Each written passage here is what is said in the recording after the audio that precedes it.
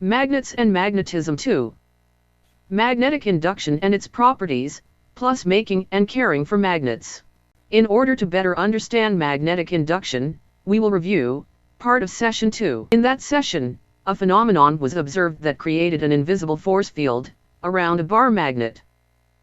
This force field was magnetic in nature and demonstrated certain, real properties that apply to all magnetic flux.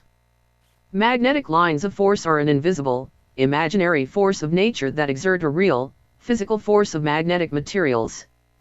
In order to help explain and understand this phenomenon, we try to compare it to everyday things that we can visualize or imagine. The lines can be compared to rubber bands, which stretches outward if a force is exerted on them and contract inward if the force is removed. The magnetic lines of force emerge from the north pole end of a magnet and completes a continuous path around and through the surrounding space or material of the magnet. The magnetic lines of force re-enter the magnet at its south pole, re-emerging again from its north pole continuously. Parallel magnetic lines of force that travel in the same direction will never cross and will always repel each other. When two magnetic poles are brought close together, the magnetic lines of force surround each other, traveling from their north poles into their south poles. The magnetic lines of force also travel from the north pole of one magnet, through the air gap, into the south pole of the other magnet. The magnetic lines of force are traveling parallel to one another. These magnetic lines are also traveling in opposite directions. When this condition exists, a phenomenon occurs. The parallel magnetic lines of force combine. This results in one single magnetic field surrounding both magnets. If two similar magnetic poles are brought together, another magnetic phenomenon occurs. The magnetic lines of force that radiate outwards from both magnetic north poles are traveling in the same direction, but will not cross the air gap. When this condition exists in a magnetic field, the magnetic lines of force will always repel each other. This concludes the review portion of this session. The following animations and text will further discuss magnetism and magnets. A magnet has the ability to physically attract pieces of iron. This ability is known as magnetism. In the following animations, we will explain why this attraction occurs. Magnetism has the ability to create a phenomenon called magnetic induction. When a magnet is brought close to a magnetic material, in this case an iron bar, the magnet's magnetic field enters the material, creating or inducing a magnetic field in it. Magnifying the iron bar, we see the magnetic field causes the iron molecules, which have magnetic domains, to arrange themselves so that all their magnetic polarities are aligned, facing one direction. A magnetic south pole forms in the end of the iron bar, where the magnetic flux enters it. In its other end, where the magnetic flux exits, a north pole is formed. This would also hold true to any other magnetic material, such as irregular shapes and pieces of iron or steel. As long as the iron bar or other magnetic material is influenced by the magnetic lines of force, it possesses the same properties of a magnet, with its own magnetic field, an own magnetic north and south poles. When the iron bar is brought near a magnet, the magnetic fields surrounding both behaves in a predetermined way. The magnetic lines travel from the magnet's north pole into the iron bar magnet's south pole. They also cross through the air gap from the north pole of the one magnet into the north pole of the iron bar magnet. We know that parallel magnetic lines of force that travel in opposite directions unite, forming single magnetic line of force that travel in both directions of the poles that created them. From the previous session, we learned that magnetic lines of force contract inwards, surrounding itself, forming closed loops. The magnetic lines of force of this new combined field forms a single concentrated magnetic field that surrounds both materials. The magnetic lines of force contracts or shortens, causing the iron bars to be pulled or attracted towards the magnet. This is how and why a magnet attracts a magnetic material. One of the laws of attraction and repulsion of magnetic fields help clarify this by simply stating that unlike poles attract.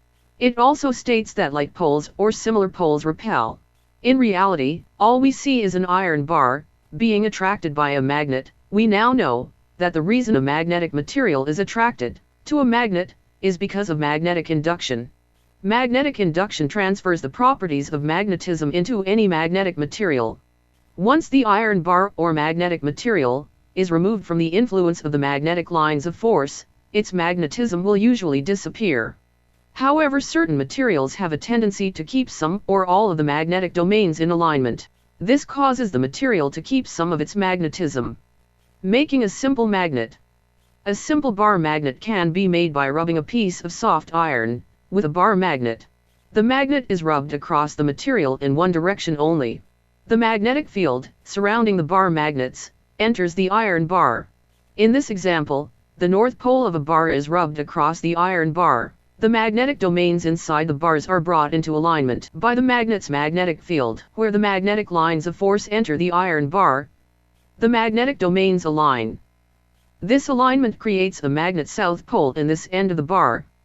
At the opposite end of the iron material, where the magnetic lines of force exit, the domains form a magnetic north pole. The iron bar now has its own magnetic poles. It is now a magnet, with all of the properties of magnetism. The iron bar magnet can pick up small piece of iron and steel. This type of magnet is called an artificial magnet. Artificial magnets that keep the magnetic properties of a natural magnet for long periods of time are called permanent magnets. In session 4, we will discuss how magnets are made, using electromagnetism. It should be understood that if the bar magnet's properties were reversed and its south pole was rubbed across the iron bar, then the induced magnetic poles would be of the opposite polarities. It would create a north pole, where the flux enters the bar, and a south pole, where the flux exit the bar. Shapes of magnets. Magnetic materials can be molded, machined, or ground into many different shapes. Some of these shapes are square, rectangular bar, rounded tapered bar, as well as hollow tube. It can also be bent into the shape of a U or a horseshoe. Properties of materials that affect magnetic induction. The amount of magnetic induction depends on the material's ability to allow magnetic flux to travel through it. The most common behavior or conditions in all material that affect the movement of magnetic lines or flux are described using the following terms. 1. Reluctance. 2. Permeability. 3. Hysteresis. Reluctance is a term commonly used to describe a material opposition to allow magnetic flux to travel in it. As a material is passed into a magnetic field, the material opposes the magnetic lines of force that are trying to enter it to align the magnetic domains. The lower a material's reluctance rating is, the easier it is for the material to set up a magnetic flux in itself, aligning the magnetic domains, creating its own magnetic field. Permeability is a measure of S material willingness to allow magnetic flux to enter it and become magnetized. Certain materials easily allow the magnetic lines of force to pass through it. This creates an ideal condition for the alignment of magnetic domains, setting up a magnetic field. The higher a material's permeability rating is, the better for magnetic flux conduction and formation of magnetic domains. Hysteresis is a phenomenon that causes a time delay between the induced magnetic field and the applied field. Hysteresis results in a delay of the resulting magnetic flux into a magnetic material, causing a delay in the formation of magnetic domains. It can also be described as the energy expended resulting in a time lag between a demagnetized state and a magnetized state. The amount of hysteresis created in a material also determines how quickly the material will be magnetized or how quickly it will lose it. Materials that have high hysteresis delays are widely used to make permanent magnets for meter movements and loudspeakers. It should be also understood that any magnetic material that is exposed to the influence of magnetic lines of force may keep some of it, even when the magnetizing force is removed. This retained magnetism is called residual magnetism. The amount of residual magnetism varies with the type of material. It is very low in materials such as soft iron and very high for alloy, such as alnico, which is extremely strong magnets are made. The ability of a material to retain magnetism is called its retentivity. The retentivity of a material is very important in the design of many magnetic devices that need a constant magnetic field, such as permanent magnet motors and specialized bar magnet. Both are shown. A low degree of retentivity is preferred in the design of electromagnets that are used in relays or contactors. This type of apparatus needs to positively open when the magnetic field is removed. Electromagnets will be discussed in the next session. This concludes this video. Watch for more and refer to our technical books 1 through 5 for repair procedures and techniques. Email us at twmenterprises@roger.com or visit our website at twmmediaservices.com. The books and DVDs can be purchased online through amazon.ca,